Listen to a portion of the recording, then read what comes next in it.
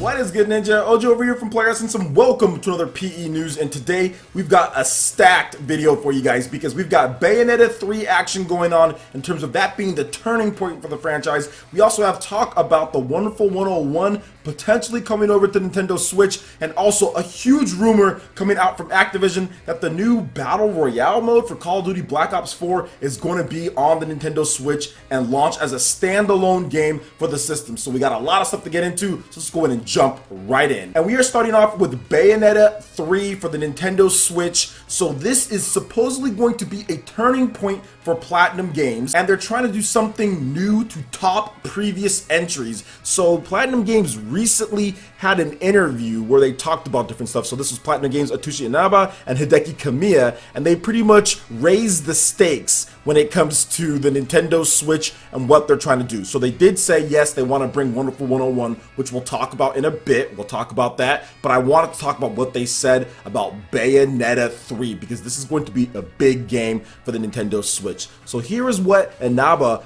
first said when he wanted to weigh in on Bayonetta 3 as a turning point for Platinum Games and needing to top the previous entries in the series. Now this is via a translator. Shout outs to Nintendo Everything for rounding up some of the quotes here. So, quote, obviously, when they announced that they were doing Bayonetta 3, they got an incredibly kind, supportive reactions about that title. Inaba-san said himself is producing that. Obviously, Kamiya-san is going to provide some feedback from the Bayonetta 1 angle since he was the director on that, but for Inaba-san, Bayonetta 3 represents a turning point for the company in how they make games. And so Bayonetta 3, for taking a linear forward progression action game, they really want to do something new, add in new gimmicks, new ways to play the game, and then he walked back a bit and said, wait a second, I can't even really talk about the job for us. So let's pretend you didn't hear that, because right now we don't know, maybe it will be something different. However, for them, they see this as a key point to design a game, because obviously Bayonetta 2 was a fantastic title, but they need to make sure this is leaps and bounds above that even. So I want to talk about this because what he said first and foremost was absolutely amazing. They want to add in new gimmicks and all that. Now don't take that as them adding in, I don't know, like Labo support or something like that, or you're going to be waving your hand around. What they mean by that is pretty much new ways to play in terms of the combat, the mechanics, what you can do, the style, the types of bosses, camera angles, dynamicness, things like that. For example, like God of War added in new gimmicks in terms of how you fight certain boss battles even during the fight, and the sounds, and kind of like how the camera changes, and some of the cutscenes during the fight, like the first time that you fight against the other stranger guy, you know. So that's what he's probably talking about there when it comes to new gimmicks and new things into the game. So this is amazing, and obviously they want to go above and beyond pretty much anything that they've done before when it comes to the Nintendo Switch, when it comes to Bayonetta. Now Bayonetta 2 topped Bayonetta 1 in every single way, in my opinion, from gameplay to just graphics to just everything. Bayonetta 2 is just so much better, so I cannot wait to see what they have in store for us when it comes to this, because this is the turning point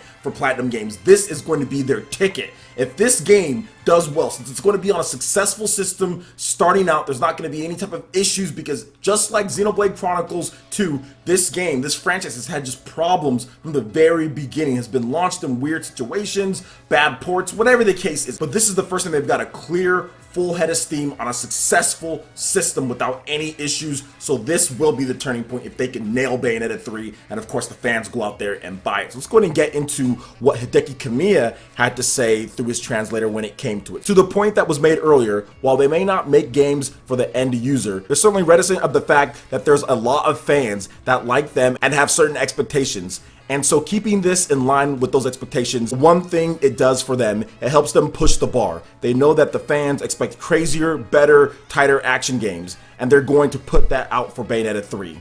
It's going to have to raise the bar. And so everyone's support, all the reaction from the fans, the positive reaction, has helped build their pride to the point they know they can't let anybody down. So obviously the end user is still very, very important to them as far as helping them to better themselves, to perfect, master, and improve their craft. So that's some really deep stuff that Hideki Kamiya had to say there when it comes to the reaction, the fans' expectations and everything. And yes, when it comes to Bayonetta, the expectations are absolutely really high. Fans expect a high-quality action game that pretty much beats all the other action games out there and is world-class. Now, they're not expecting the greatest story in the world, although that would be great if they can put a better story in there. They're not expecting the best cutscenes or the most money to be invested into this, the most DLC or online play. We're expecting some of the best and world-class combo action, stylish action gameplay, and Bayonetta 1 and Bayonetta 2 have been that. It has set the bar every single time. So with the third entry, you have to set the bar again, and that's great that the team is using that as motivation. That can kind of like crumble some weaker developers, you know, when it comes to it,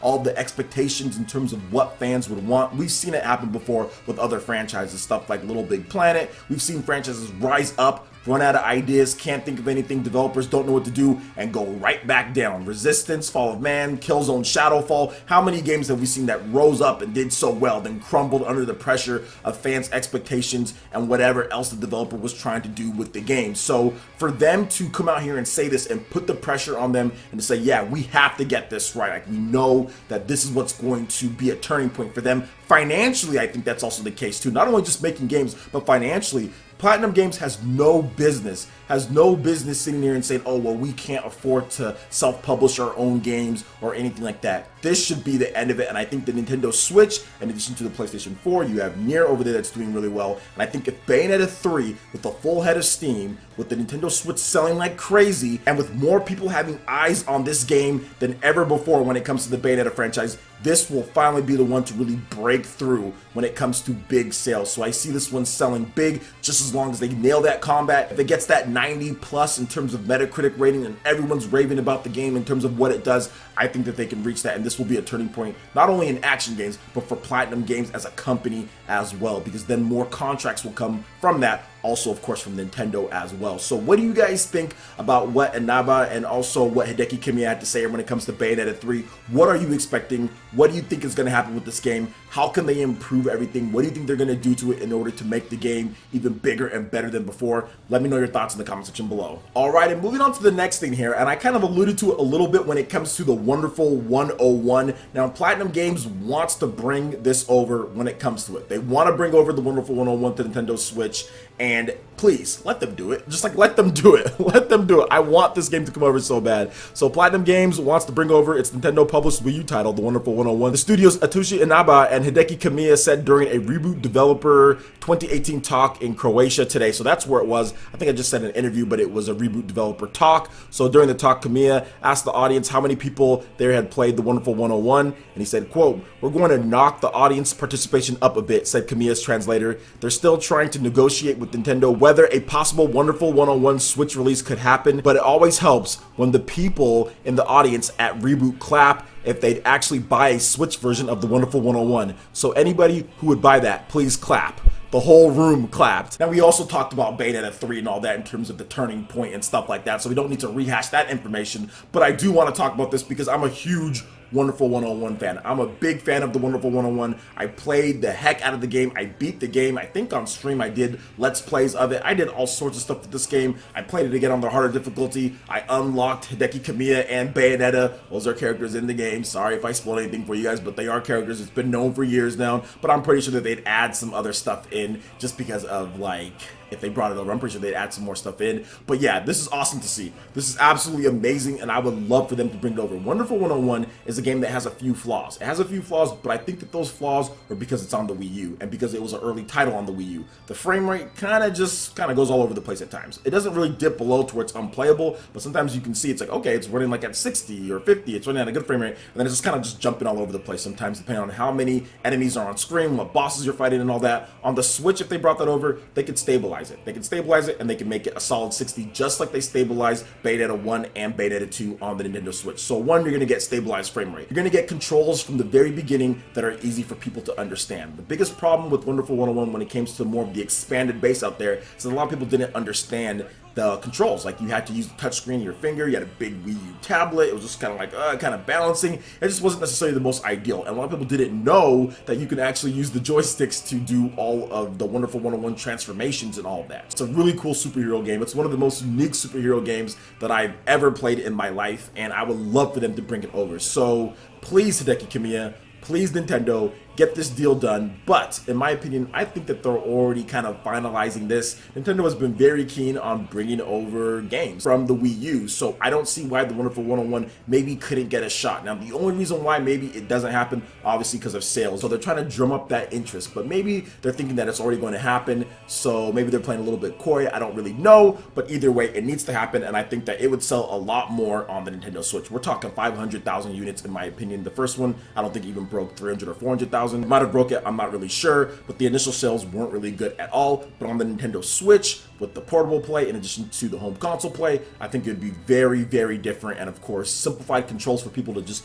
get a hang on. Simplified controls, but also offer the tablet play controls too if you want to do that there, so multiple options for people.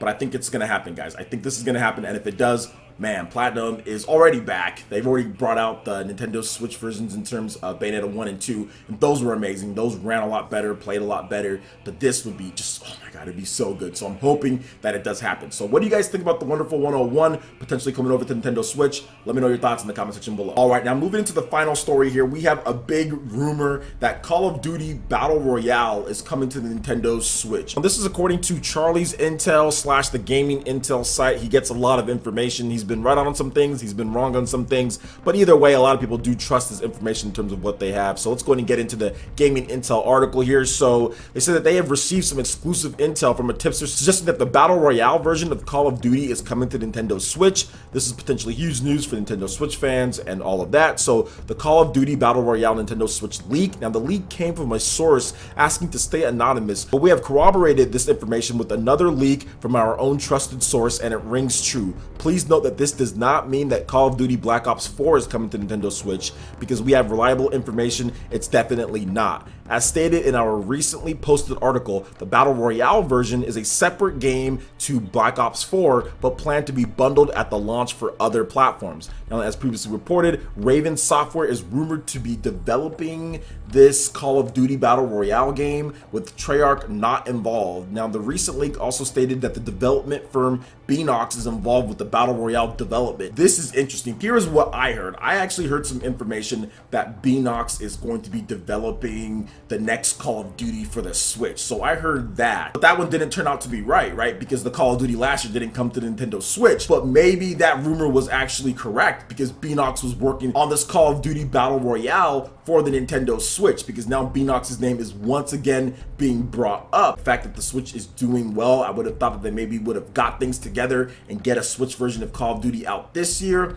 But if the Battle Royale mode does come, that would be cool. It's better than nothing really at all, so I'm okay with that. Now, I'm not huge on Call of Duty, but a Battle Royale mode I'll probably play, because I play Fortnite, I've played Radical Heights, for goodness sakes, you know, so I'll probably play this Battle Royale mode if it does come to Nintendo Switch. At least try it out. So what do you guys think about this rumor? Do you think it's true? Do you think it's not true? Also, what do you think about the Platinum Games information? Let me know your thoughts on all this in the comment section below. All right, Ninja, that wraps it up for this video here. Go ahead and check out the links in the description below. We got Facebook and Twitter. Go ahead and give us a like and a follow on our social media. Really helps us spread the content of players across the internet in addition to YouTube.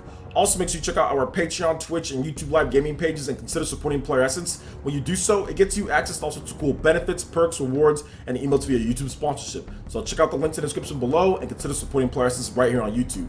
Hit that like button if you did like this video. Lets me know you guys want more content like this going forward in the future. And subscribe to Player Essence for the latest RPG, Japanese, and Nintendo gaming news.